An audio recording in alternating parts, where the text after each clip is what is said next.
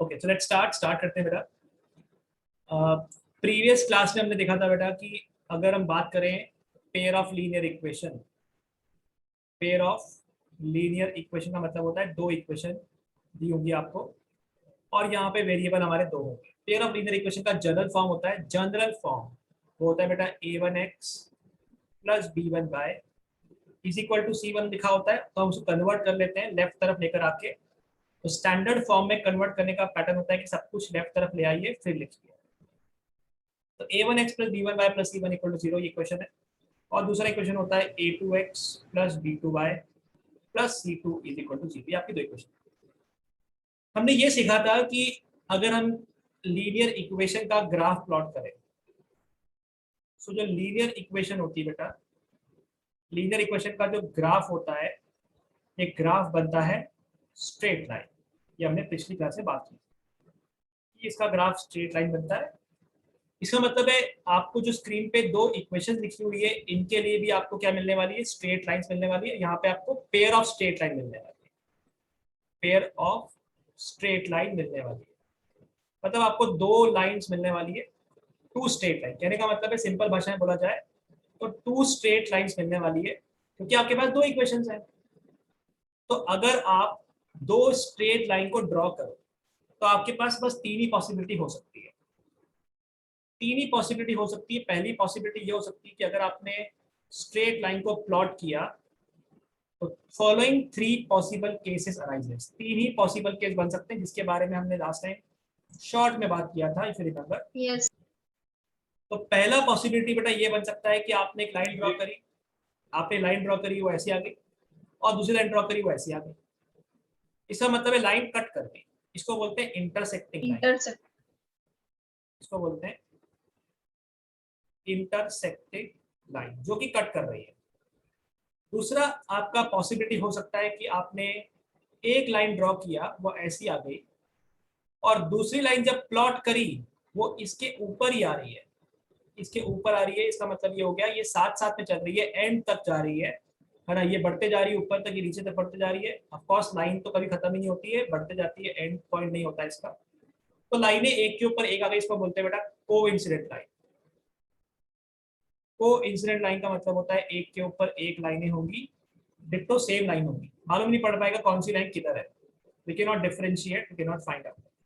और तीसरा एक पॉसिबल केस बन सकता था कि अगर आपने लाइन ड्रॉ किया एक ऐसा आ सकता है, और शायद दूसरा उसके पैरेलल आएगा, तो किधर बनेगी दोनों पता नहीं, लेकिन पैरेलल लाइन बन सकती है। तो तीसरा केस बन सकता है बच्चों लाइनें हो सकती हैं पैरेलल। ये तीन ही केस पॉसिबल हैं। वो पैरेलल किधर होंगी वो अलग बात है। सर ऐसे क्यों बनाया आपने, आप ऐसे बना के दिखाइए, बिल्कुल ऐसे भी बन सकती है। कहने का मतलब है लाइन्स होंगी पैरेलल, पैरेलल किधर होंगी क्या होंगी वो अलग चीज है। समझ में आ रहा है बच्चों को इतना? यस यस सर तो लाइनें पैरेलल हो सकती है, लाइनें इंटरसेक्ट कर सकती है, और लाइनें कोइंसाइड। तीन पॉसिबल केस बन सकते हैं। अभी हमने प्रीवियस क्लास में सीखा था कि जितने लाइन के ऊपर पॉइंट आते हैं वो सब उनके सॉल्यूशन होते हैं। जितने भी लाइन के ऊपर पॉइंट आएंगे वो उन लाइन के सॉल्यूशन होंगे। मतलब इस पॉइंट के ऊपर आने वाले पॉइंट, सॉरी इस लाइन के ऊपर, इस लाइन के ऊपर आने वाले पॉइंट इस लाइन के सॉल्यूशन होंगे। मतलब इस लाइन के अंदर जब मैं डालूंगा तो आपको LHS इक्वल टू RHS मिलेगा, मतलब वो उसको सेटिस्फाई करेगा। सेटिस्फाई करना मतलब LHS इक्वल टू RHS आ जाना। और इस पॉइंट, इस लाइन के ऊपर जो पॉइंट आएंगे वो इस लाइन को सेटिस्फाई करेंगे। मतलब ये वाले पॉइंट अगर मैं इस इक्वेशन में डालूंगा तो सेटिस्फाई कर जाएगा। सेटिस्फाई कर जाएगा मतलब LHS इक्वल टू RHS आ जाएगा। और एक ऐसा पॉइंट होगा जो कॉमन पॉइंट होगा जो दोनों को सेटिस्फाई करेगा। दोनों को डालोगे, दोनों के अंदर डालोगे तो दोनों में आपको LHS इक्वल टू RHS मिल जाएगा, मतलब वो उनका सोल्यूशन होगा। तो इंपॉर्टेंट रिजल्ट ये है कि point of intersection is the solution of the equation. तो याद रखते हैं अपने को कि पॉइंट ऑफ इंटरसेक्शन जो निकलेगा, point of intersection is the solution of the pair of linear equation. Pair of linear equation, दो इक्वेशंस का जो पेयर दिया हुआ है उसका जो सॉल्यूशन बनेगा वो उनका पॉइंट ऑफ इंटरसेक्शन बनेगा। इसका मतलब ये हो गया, इसका मतलब ये हो गया कि अगर इंटरसेक्ट किया तो एक आंसर मिलेगा। देयरफॉर इंटरसेक्टिंग लाइन जब होंगी जब इंटरसेक्टिंग लाइंस होंगी, बेटा बताइए इंटरसेक्टिंग लाइन कितने पॉइंट पे कट करती है? एक पे। एक। तो एक सॉल्यूशन होगा, इसको हम बोलते हैं यूनिक सॉल्यूशन। यूनिक का मतलब होता है एक, क्योंकि लाइनें एक पॉइंट पे कट करती है। लेकिन बच्चों ये बताइए, जब कोइंसिडेंट लाइन होगी एक के ऊपर एक, तब तो दुनिया भर के सारे पॉइंट दोनों के ऊपर आते हैं। इसका मतलब है तब बोलेंगे मेनी सॉल्यूशन। मेनी सॉल्यूशन या बोला जाता है इनफाइनाइट सॉल्यूशंस। इनफाइनाइट सॉल्यूशंस होंगे, ढेर लग जाता है सॉल्यूशंस का, बंद ही नहीं होता। तो जब कोइंसाइड कर रही है लाइन है, तो जो दो पॉइंट्स है वो दोनों के ऊपर आते हैं। इसका मतलब है कहीं दोनों के अंदर डाल दोगे तो दोनों का फुलफिल करेगा, प्रॉब्लम ही नहीं है इसमें तो। और बेटा कॉमन पॉइंट जो निकलेगा वो सॉल्यूशन है। इसका मतलब पैरेलल लाइन तो कभी कट ही नहीं करती, parallel lines never intersect, parallel lines never intersect, कभी कट नहीं करती। हमने पढ़ा था 9th क्लास के अंदर, पैरेलल लाइन दो लाइन जो कभी इंटरसेक्ट नहीं करेगी। इसका मतलब ये हो गया कि यहाँ पे कोई सॉल्यूशन पॉसिबल नहीं है, नो सॉल्यूशन। इसको बोल दिया जाएगा no solution, no common point, no solution. तो ये तो डायग्राम के हिसाब से मालूम पड़ा कि सर ऐसा होगा तो हम जजमेंट कर लेंगे। लेकिन अब ये जज कैसे करेंगे कि कौन सी लाइन क्या बन रही है, उसके बारे में बात करते हैं। इतना समझ में आया बच्चा आपको? इतना क्लियर हुआ? Yes sir. Okay, yes. अब जजमेंट कैसे करेंगे वो समझते, ध्यान से देखिए। अब सबसे इंपॉर्टेंट कहानी शुरू हो रही है। जजमेंट करने का तरीका ये होगा बेटा, अगर मान लेते हैं कि क्वेश्चन है a1x plus b1y plus c1 equal to 0, सब कुछ लेफ्ट में ले आइए, अच्छी आदत है। क्योंकि क्रॉस मल्टीप्लाई के अंदर अगर तुमने कुछ भी राइट में रहने दिया और रूल लगा दिया तो गड़बड़ हो जाएगी। इसलिए शुरू से आदत डालो सब कुछ लेफ्ट में लाने की। हालांकि जो मैं अभी बता रहा हूँ इसके अंदर लेफ्ट में नहीं लाओगे तो भी काम चल जाएगा, देखेंगे कैसे, लेकिन आदत डाल दोगे तो अच्छा रहेगा। सबसे पहला रूल क्या होता है, ध्यान से देखिए। सबसे पहली स्टेप, अगर आपको ये पता करना है कि दी हुई इक्वेशन के कितने सॉल्यूशन है, एक एक मतलब लाइनें कट कर रही है, इनफाइनाइट मतलब लाइनें एक के ऊपर एक है, या कोई भी नहीं लाइनें पैरेलल है, तो कैसे मालूम पड़ेगा? तो मालूम ऐसे पड़ेगा, सबसे पहले आप a1/a2 का रेशो निकालिए, सिंप्लीफाई कर लीजिए। फिर आप b1/b2 का रेशो निकालिए। अगर दोनों बराबर नहीं आए, बहुत अच्छी बात है, कहानी खत्म हो गई यहीं पे, बस आगे देखना ही नहीं है। बोल दीजिए यूनिक सॉल्यूशन, एक वैल्यू x की मिलेगी, एक वैल्यू y की मिलेगी, लाइनें कट करती होंगी, इसको बोलेंगे इंटरसेक्टिंग लाइंस बनेगी अगर तुम इसको बनाने लग गए तो। लेकिन लेकिन अगर a1/a2 निकाला गया और ये b1/b2 के बराबर आ गया, अभी कुछ नहीं बोल सकते, अभी कहानी अधूरी है, अभी हम कुछ डिसीजन नहीं ले पाएंगे। डिसीजन दिलवाएगा c1/c2, c1/c2 निकालिए। अगर ये भी बराबर आ गया तो ढेर लग जाएगा सॉल्यूशंस का, हम बोल देंगे इनफाइनाइट सॉल्यूशंस, क्योंकि दोनों लाइनें सेम ही है, एक के ऊपर एक है। को इंसिडेंट लाइन, को इंसिडेंट लाइंस होंगी। डिसाइड c1/c2 करेगा इस केस में, अगर इक्वल आ गया तो। a1/a2 निकाला, वो b1/b2 के इक्वल नहीं आता, नहीं आता तो रुक जाते हैं, बोल देते यूनिक। आ गया तो थर्ड की जरूरत पड़ेगी, थर्ड भी बराबर आ जाता तो इनफाइनाइट, और थर्ड बराबर नहीं आया तो कोई सॉल्यूशन एग्जिस्ट नहीं करेगा, लाइनें पैरेलल होंगी, पैरेलल लाइंस बनने वाली। ये कंडीशंस हमें देखनी है। हमें c1/c2 तभी निकालना है जब पहले दो बराबर आ जाएं। ये तीन कंडीशन आपके दिमाग में छप जानी चाहिए, बहुत काम आने वाली है आपको ये, ठीक है। 11th में इस क्लास का इस चीज का प्रूफ देखोगे जब आप कोऑर्डिनेट ज्योमेट्री की डिटेल्स पढ़ोगे कि ऐसा क्यों होता है, वो ऐसा क्यों होता है। वो अभी क्लास 10th की बात नहीं है, बट ऐसा क्यों होता है वो अलग चीज है। पर ये कंडीशंस आपके लिए बहुत इंपॉर्टेंट है कि दोनों बराबर नहीं आते, बस रुक जाइए, और कुछ करने की जरूरत नहीं है, आंसर आ चुका है। लेकिन अगर दोनों बराबर आ गए तो अभी हम कुछ नहीं बोल सकते, तो थर्ड वाला डिसाइड करेगा। थर्ड वाला भी बराबर आ जाता तो इनफाइनाइट, नहीं आता तो नो सॉल्यूशन। अब एग्जांपल देखेंगे, समझते हैं इसको। इसका एक और नाम होता है, इनको एक और स्टेटमेंट से लिखा जाता है। सुनिएगा बच्चों बहुत ध्यान से, क्या इतना क्लियर हुआ? कुछ पूछना है इसमें आपको? हाँ बेटा। सर पहले वाला सॉल्व नहीं। पहला बात सबसे आसान था, रेशो निकालो, बराबर नहीं आया तो यूनिक। मतलब अगर आपने एग्जांपल लिया let's say x plus y is equal to, चलिए काम करते हैं, पहले एग्जांपल समझते हैं फिर आगे देखेंगे। ध्यान से देखिए, एग्जांपल्स के बारे में बात करते हैं। पहले एग्जांपल ले लिया, मान लेते हैं 2x plus 3y is equal to 15, ठीक है। फिर दे दिया 4x plus 9y is equal to 20। बोला बताइए बच्चों इसका सोल्यूशन कितने होंगे, क्या कहानी आएगी इसकी। तो इसका पता करने के लिए कि क्या सिचुएशन बनने वाली है, इसके लिए सबसे पहले हम a1/a2 निकालेंगे। उसके पहले a1 पता होना चाहिए। a1 का वैल्यू 2 है, b1 का वैल्यू 3 है और c1 का वैल्यू -15 है। सर ये कहां से आ गया? सब कुछ लेफ्ट लेकर आइए, अच्छी आदत है। हालांकि इसमें नहीं करेंगे तो भी गड़बड़ है, कोई भी प्रॉब्लम नहीं होगा, सही बनेगा। तो पहले आप एक काम करिए, स्टैंडर्ड फॉर्म में कन्वर्ट कर लीजिए, कन्वर्ट कर लीजिए। नहीं करोगे तो आंसर में बदलाव नहीं आएगा, लेकिन ऐसी दिक्कत पक्का क्रॉस मल्टीप्लाई में आ जाती है बच्चों को जो शुरू से आदत नहीं डालते, तो एग्जाम में गलत कर देते हो, आंसर ही नहीं आता है। सब कुछ लेफ्ट में लेकर आ जाइए। तो a1 2 आ गया, b1 3 आ गया, c1 की वैल्यू -15 आ गई, a2 का वैल्यू 4 आ गया, b2 का वैल्यू 9 हो गया और c2 का वैल्यू -20 हो गया। सबसे पहले बच्चा a1/a2 निकालिए, जिसकी वैल्यू आ रही है 2/4 यानी कि 1/2, और फिर निकालिए b1/b2, this give you 3/9 which makes 1/3। अब इसके बारे में सोचिए, क्या 1/2 1/3 बराबर है? No sir. बस No, आगे sir. आगे देखने की जरूरत ही नहीं है, कहानी खत्म हो गई इसकी। लिख दीजिए कि a1/a2 जो है वो b1/b2 के बराबर नहीं आया। अगर तुम इसको सॉल्व करोगे तो आपको यूनिक सॉल्यूशन मिलेगा, यानी एक वैल्यू x की मिलेगी इज्जत से और एक वैल्यू y की मिलेगी। अच्छा सा इक्वेशन बनेगा, सॉल्व होगा, आंसर निकलेगा। मतलब लाइनें बनाओगे तो लाइनें इंटरसेक्टिंग होगी, लाइनें कट करेंगी, इंटरसेक्टिंग लाइंस बनेगी। समझ पा रहे हैं बेटा इस चीज को? तो सर ये ऑब्जेक्टिव Yes. में बहुत काम आएगा। ऑब्जेक्टिव में तो काम आएगा ही बेटा, लेकिन आपको ये स्कूल में भी आएगा। ये आपका एग्जाम का भी क्वेश्चन होता है। Without solving determine whether the equation has infinite और नो सॉल्यूशन और यूनिक सॉल्यूशन, या फिर without drawing graph determine whether it is intersecting और पैरेलल और नो सॉल्यूशन। तो एमसीक्यू में तो काम आएगा ही आएगा, यहाँ पे भी काम आएगा। और इसके ऊपर हमें क्वेश्चन आता है एग्जाम के अंदर जिसमें आपको के ढूंढना होता है। याद करो पॉलिनोमियल में हमने एक क्वेश्चन किया था कि के हाँ, का सर। वैल्यू क्या होगा अगर इसका 0 5 बन जाए।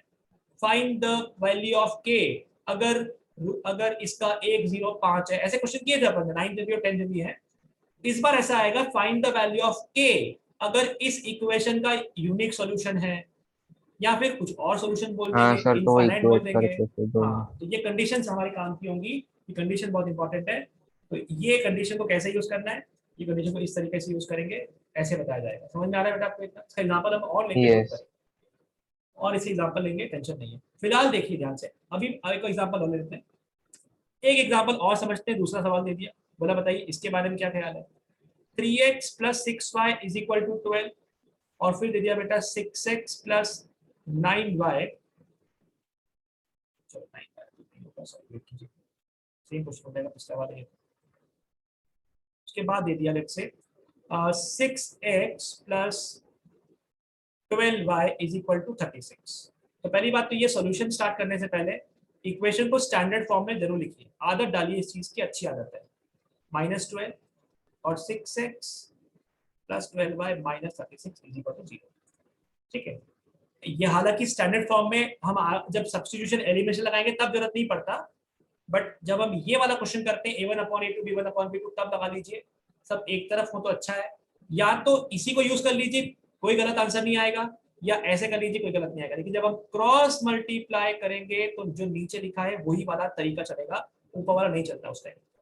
तो सर? अब हाँ बेटा, सर मैं ऐसा पूछ रहा था कि वो जो हमारी जो 3 कंडीशंस है ना, तो उसमें से हमें ऐसा कैसे पता चलेगा कि कौन सी कंडीशन हमें यूज करनी है? बेटा हमें तीन तीन स्टेप लगा के देखनी है। ध्यान से देखो, अभी मुझे भी नहीं पूरा मालूम कौन सी लगानी है। ध्यान से देखो, ध्यान से देखो, मुझे भी नहीं मालूम कौन सी लगानी है। मुझे भी नहीं पता कौन सी लगानी है। सवाल कैसे स्टार्ट होगा, तीनों निकाल लो। सबसे पहले क्या करेंगे, हमें तीनों ही निकालना है और फिर देखना है क्या आ रहा है। जैसे एग्जांपल a1/a2 का वैल्यू 3/6 आएगा, 1/2 आएगा। पहले तीनों निकालो फिर देखेंगे। b1/b2 का वैल्यू 6/12 यानी 1/2 आ रहा है। बाद में देखेंगे कौन सी कंडीशन लगानी है, वो नहीं लगानी है हमको। हमें देखना है कौन सी आ रही है, लगानी नहीं है। हमें कौन सी आ रही है वो देखना है। समझ में आ रहा है बेटा? हमें तीन हाँ, कंडीशन लगानी नहीं है, ये देखना है क्या आ रहा है। तो मुझे इतना बताओ, क्या a1/a2 जो आपने निकाला और b1/b2 निकाला वो बराबर आ गए? हाँ, सर। ये Yes, sir. मतलब अभी कहानी पूरी नहीं हुई है, अभी c1 की जरूरत पड़ने वाली है। तो बताइए C1/C2 कितना आएगा? या तो यहीं से बोल 1/3 दीजिए, 1/3 हाँ, या तो यहीं से निकाल दीजिए, या यहाँ से निकालोगे तो -12 माइनस माइनस कट ही हो जाएगा, वो तो बात एक ही पड़ेगी। अब ये आ चुका है, और अब देखिए पैरेलल। अब देखिए कि सर, अब देखिए कि A1/A2 और B1/B2 और C1/C2 के बीच में रिश्ता क्या आ रहा है। तो आप देखिए ध्यान से कि A1/A2 की वैल्यू B1/B2 के बराबर आ रही है, तो इक्वल लगाइए। लेकिन B1/B2 1/2 आया था, वो C1/C2 के बराबर नहीं आ रहा, तो नॉट इक्वल लगाइए। और इसके सर नो सॉल्यूशन। हाँ, इसके बाद डिसाइड कीजिए कौन सी कंडीशन लगा के नहीं आनी है, कौन सी हाँ, सर, कंडीशन आ parallel। रही है। ये क्या आएगा बेटा? ये आएगा parallel line, no no solution. Solution. No solution. कौन सी कंडीशन लगानी है ये नहीं है, कौन सी कंडीशन आ रही है वो देखना है। समझ में आ तो रहा सर है बेटा? हमें सबसे पहले A1/A2 और B1/B2 हम लोग ढूंढ लेंगे, अगर बस, दोनों नहीं बस। इक्वल, मतलब फिर आगे हम लोग कर देंगे। बस बस बस, वो समझते हो एल्गोरिथम कंप्यूटर वाला?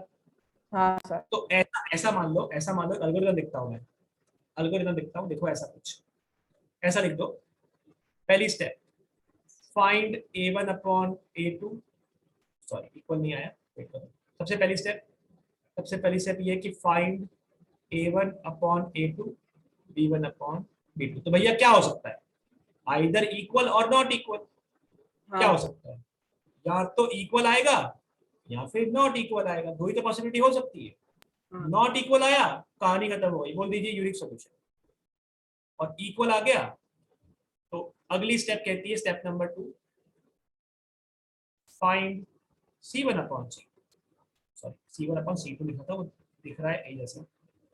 दूसरी स्टेप कहती है अगर दोनों बराबर आ गए हैं तो C1/C2 निकालिए। और अब देखिए, अगर A1/A2 B1/B2 और ये भी बराबर आ गया, तो बोल दीजिए इनफाइनाइट सॉल्यूशन। और अगर इक्वल नहीं आया, नॉट इक्वल आया, ये दो ही पॉसिबिलिटी होगी, या तो इक्वल आएगा या तो इक्वल नहीं आएगा। राइट? यस। एल्गोरिथम हो गया कि ऐसे ऐसे स्टेप बाय स्टेप जाइए, ठीक है, तो आपको मालूम पड़ जाएगा कि इस केस में नो सॉल्यूशन। राइट बेटा, मालूम पड़ रहा है? और सर हमें इसका प्रूफ तो 11th में ही मिलेगा। तो अभी जरूरत नहीं पड़ेगी, हाँ अभी जरूरत नहीं है उस चीज की, ठीक है। ऐसा होगा तो अभी बाद में जब 11th में जब स्विचिंग होगा ना, डेट 10 से 11 जब जाओगे तब बताया जाएगा आपको, डोंट वरी। नहीं सर, ऐसे अंडरस्टैंड। अभी बेटा वो समझ में नहीं आएगा एक्चुअली, मैं बता भी दूंगा ना तो समझ में नहीं आएगा, क्योंकि वो कोऑर्डिनेट ज्योमेट्री के हायर कॉन्सेप्ट्स पे इन्वॉल्व है इसलिए। चलिए, इतना मालूम पड़ा बेटा, ये रूल कॉपी किया आपने। ये अभी इन पे 2 वर्ड और लिखूंगा, सुनिएगा बहुत ध्यान से, फिर क्वेश्चन पे चलेंगे अपन, सुनिएगा बहुत ध्यान से। बेटा ये बताइए, पहले केस में कितने आंसर आए? पहले एक, और दूसरे में कितने आए? इनफाइनाइट। पर आंसर आए तो ना, आंसर आए। यस। तो इन दोनों ही केस को बोला जाता है कंसिस्टेंट। क्या बोलते हैं? Consistent equation. ये कौन सी इक्वेशन है? कंसिस्टेंट। जब आंसर आ जाता है, कितने आते हैं वो अलग बात है, आंसर आया ना, बस यानी कि कंडीशन सही है, ऐसा हो सकता है दुनिया में, ऐसा पॉसिबल है, कंसिस्टेंट है। और जब पैरेलल हुआ, इसको बोलते हैं इनकंसिस्टेंट, ऐसा पॉसिबल नहीं है। इनकंसिस्टेंट का मतलब होता है कुछ तो गड़बड़ है, ऐसा नहीं हो सकता। एग्जांपल देता हूं मैं आपको, एग्जांपल देता हूं बिल्कुल सिंपल सा। दुनिया के ऐसे 2 नंबर बताओ जिनको जोड़ने पे 4 आए और उनको फिर से जोड़े तो 6 आए।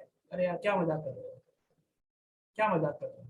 तो ऐसी इक्वेशन को सॉल्व करोगे तो A1/A2 1/1 आएगा, और B1/B2 1/1 आएगा, और C1/C2 2/3 आएगा। पहले 2 बराबर आ गए, तीसरा वाला बराबर नहीं आया, ऐसा पॉसिबल नहीं है। इसी तो बोल रहा हूँ इनकंसिस्टेंट, ऐसा नहीं हो सकता, ऐसा नहीं हो सकता, इसलिए इनकंसिस्टेंट, गड़बड़ है कुछ, ऐसा कभी नहीं हो पाएगा। मालूम पड़ रहा है? Yes sir. सर मतलब ऐसी इक्वेशंस ही एग्जिस्ट नहीं करती। नहीं, एग्जिस्ट करती है पर उनका आंसर ही निकलेगा, ऐसे नंबर एग्जिस्ट नहीं करेंगे, ऐसे एक्स और वाई कोई निकाल के दिखा नहीं सकता। हाँ सर, मतलब कॉमन वैल्यू नहीं निकलेगी हाँ, मतलब उनसे। इक्वेशन तो है, लेकिन इनका ऐसा नंबर नहीं होगा जो दोनों को फुलफिल कर जाए, कि जोड़ने पे 4 भी आता है, जोड़ने पे 6 भी आता है, ऐसा नहीं हो सकता। मालूम पड़ रहा है? कंसिस्टेंट भी बोला जाता है जब यूनिक सॉल्यूशन आ जाए तो बोला जाता है कंसिस्टेंट, और जब इनफाइनाइट आ जाए तो भी बोलते हैं कंसिस्टेंट। कई बार किसी जगह पे इलैबोरेट कर देते हैं, consistent with unique solution. Consistent with infinite solution, ऐसे भी लिख दिया जाता है।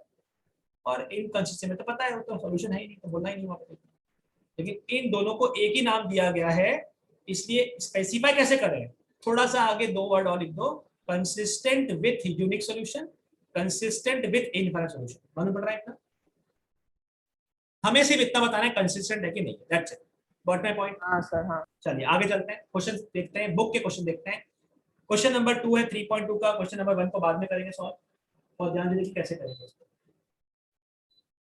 यहाँ दिया हुआ है on comparing the ratios a1 by a2, b1 by b2, c1 by c2, find out whether the line representing the following pair of linear equation intersect at a point, are parallel or coincident।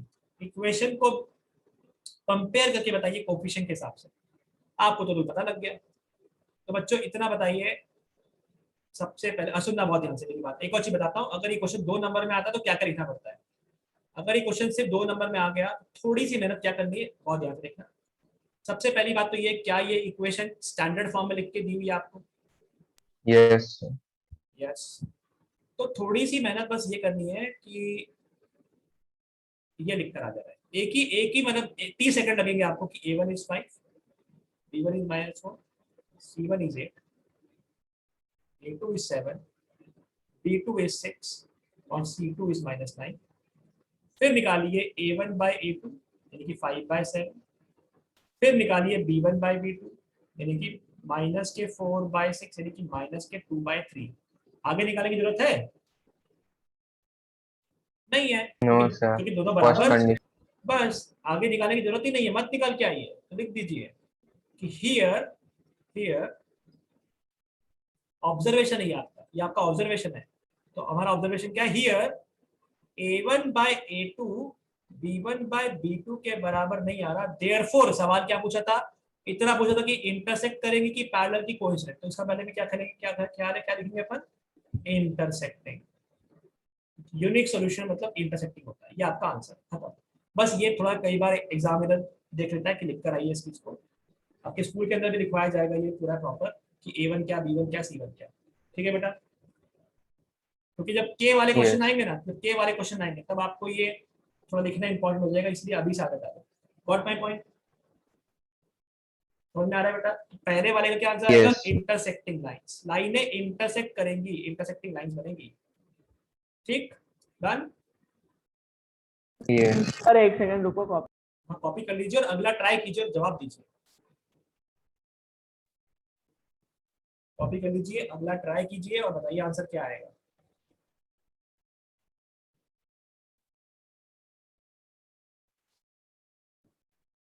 बहुत fast तो नहीं हो रहा? No sir, सही बहुत fast ना और बहुत स्लो भी सर, नहीं। इनफाइनाइट आ रहा है। कोइंसिडेंट आ रहा है, गुड। हाँ ठीक सर, है, मतलब हाँ मतलब वही कोइंसिडेंट लाइंस आ रही होंगी, बिकॉज़ इस पर हमको लाइंस पता करनी है। ओके। रब करूं सारा कुछ पार्ट, रब कर दूं, रब कर दूं बेटा कि हो गया कॉपी? हाँ सर, हो हाँ सर हो गया। सवाल नंबर 2 क्या आंसर आया बेटा बताइए। अब मैं पूरा लिख नहीं रहा हूँ, सिर्फ हम सिंपल निकाल रहे हैं और सॉल्व कर रहे हैं इसको। ठीक है, तो आपको लिखने का तरीका मालूम पड़ गया। तो दूसरे सवाल में a1 अपॉन a2 कितना आ रहा है बेटा, 9/18 यानी कि 1/2। इसी सवाल में b1 अपॉन b2 कितना आ रहा है बेटा, 3/6 यानी कि 1/2। अभी भी हम कुछ नहीं बोल सकते। c1 अपॉन c2 कितना आ रहा है बेटा, 12/24 1/2।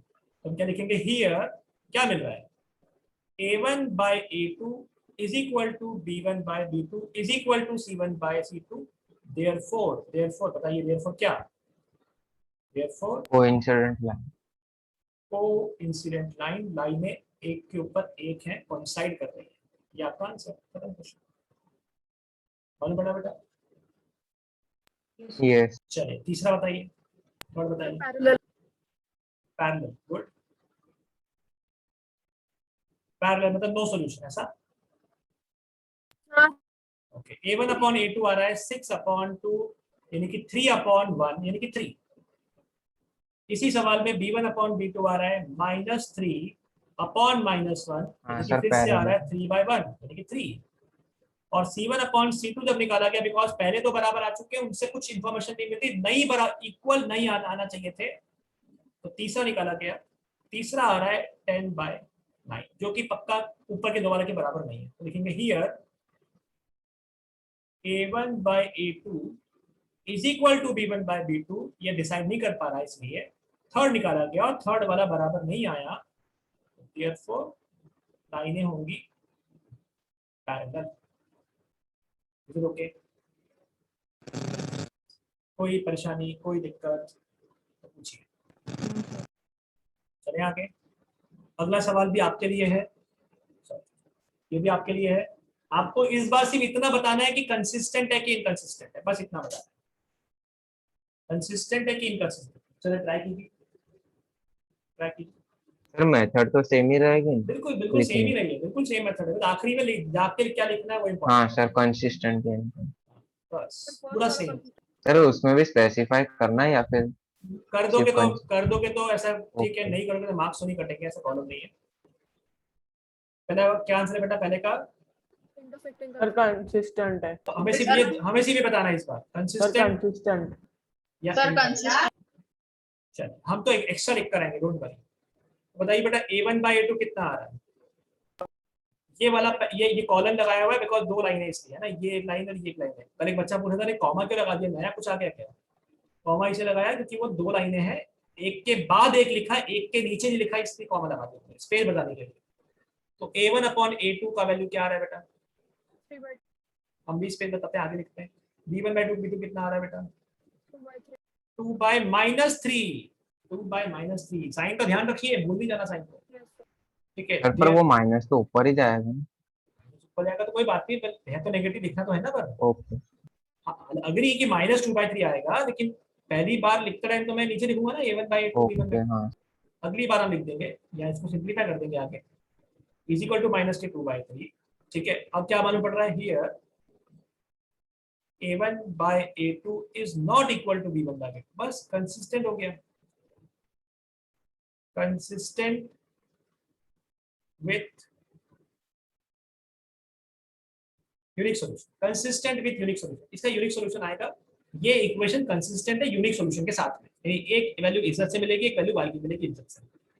चलिए अगला बताइए बेटा। Non consistent. Sir inconsistent. हाँ इनकंसिस्टेंट, हाँ इनकंसिस्टेंट। इनकंसिस्टेंट।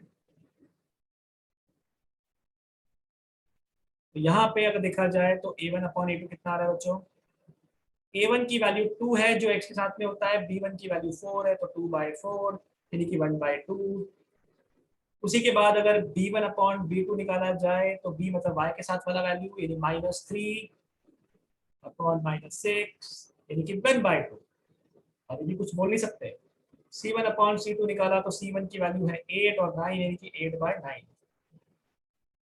सर लेफ्ट लेकर आओगे तो left consistent with infinite solutions आ जाएगा थर्ड वाला। अच्छा अभी इसका आंसर क्या आ रहा है? यहाँ पे आ रहा सर है इनकंसिस्टेंट। इनकंसिस्टेंट। करेक्ट, पहले दो बराबर आ गए और तीसरा वाला बराबर नहीं आ रहा, देयरफॉर क्या होगा? इनकंसिस्टेंट। इनकंसिस्टेंट सॉल्यूशन निकलेगा नहीं। ठीक है बेटा, इतना क्लियर हुआ है?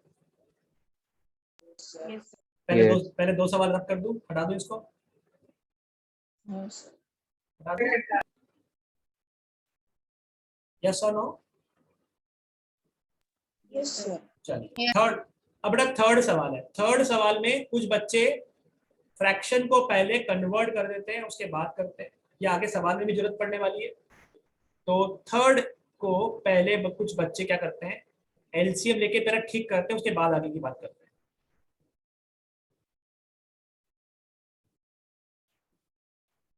Can be written as, LCM हो गया 6 का मल्टीप्लाई कर दीजिए, 6 का मल्टीप्लाई करोगे तो याद आएगा 9x, 6 का मल्टीप्लाई करोगे तो आ जाएगा 10y इज इक्वल टू 40। और दूसरा इक्वेशन है 9x minus 10y is equal to 40। पहला इक्वेशन, दूसरा इक्वेशन। सर डायरेक्ट नहीं कर सकते? बिल्कुल कर सकते हैं, कोई प्रॉब्लम नहीं डायरेक्ट करने में। मैं बता रहा हूँ कि कुछ बच्चे ऐसे करते हैं और कुछ बच्चे डायरेक्ट नहीं करते, तो हम दोनों, हमारे पास ऑप्शन ओपन है। फ्रैक्शन में क्या होता है, जल्दी दिखता नहीं, यहाँ पे दिख गया होगा आपको 9/9 और 10/-1 दिख गया?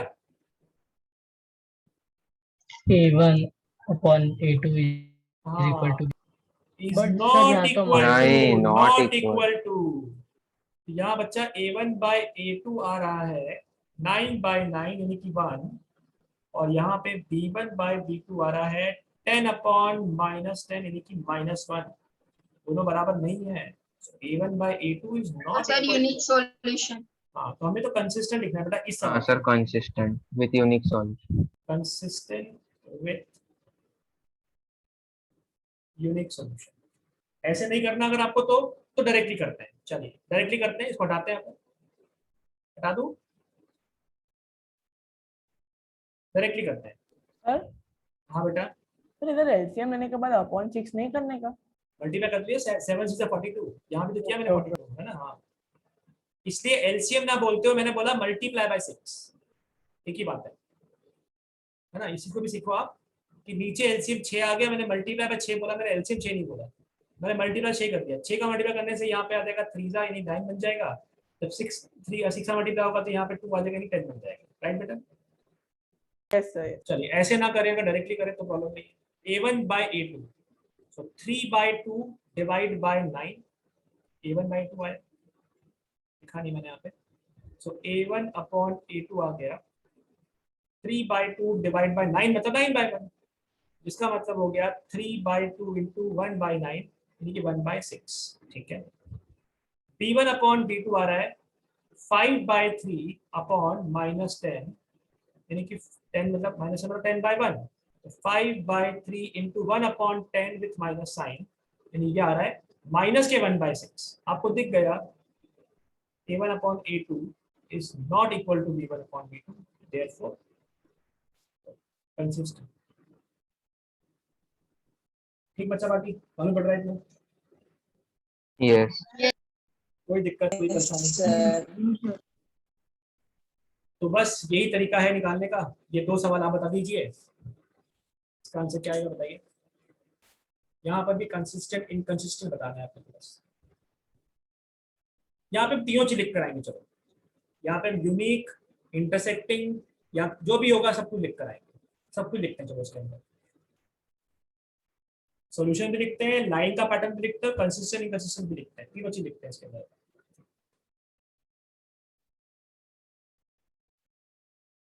और फर्स्ट वाले का आ गया. शाबाश, सबको ट्राई कीजिए. किसी को नहीं आ रहा तो बोलिएगा प्लीज. हाँ, चुपचाप नहीं बैठे रहना है. A1 upon A2 इक्वेशन हमारी है बड़ी खतरनाक है. यहाँ पे माइनस लगाया हुआ है. 5 upon -10 यानी कि -1/2. B1 upon B2 is equal to -3 upon 6 यानी कि ये भी -1/2. अभी कुछ नहीं बोल सकते. C1 upon C2 दोनों राइट साइड में है ना, इक्वल टू के. हाँ, दोनों या तो राइट में हो या इक्वल या लेफ्ट में हो, कांस्टेंट टर्म. 11 upon -22 यानी माइनस के 1/2. ओ, यहाँ पे A1 by A2, B1 by B2 और C1 by C2 तीनों बराबर आ चुके हैं. Here, therefore बताओ बेटा, therefore कौन सा सॉल्यूशन हुआ? Sir consistent with With infinite solution. Correct. हाँ सर, infinite. पहली कंडीशन लिख दी इनफाइनाइट सॉल्यूशन, और कोइंसिडेंट लाइन. कोइंसिडेंट लाइंस, और तीसरी कंडीशन लिख दी it's a consistent. Consistent. Consistent with infinite solution. हालांकि 2 चीजें पूछी नहीं थी आपसे, आपको सिर्फ इतना बताना है कंसिस्टेंट है कि इनकंसिस्टेंट. लिख दिया कंसिस्टेंट विद इनफाइनाइट. ठीक है बेटा. यस. चलिए फिफ्थ बताइए.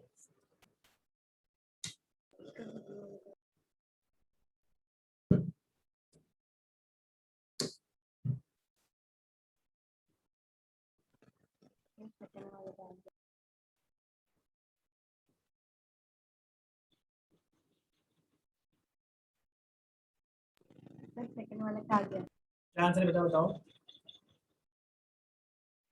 क्या आंसर आया?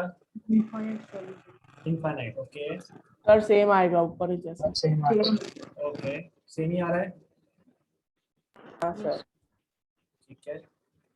तो 4/3 शॉर्ट में कर रहा हूँ इस बार, 4/3 डिवाइड बाय 2/1, हाँ यानी कि 4/3 इंटू 1/2 यानी कि 2/3 1 जाए 2 जाए। उसके बाद जब d1/v2 निकाला वो तो 2/3 वैसे ही दिख रहा है, और जब c1/c2 निकाला तो 8/12 यानी कि फिर से 2/3 आ गया। तीनों के तीनों बराबर आ गए, ये आप कर सकते हैं, मैंने बहुत शॉर्ट में किया है।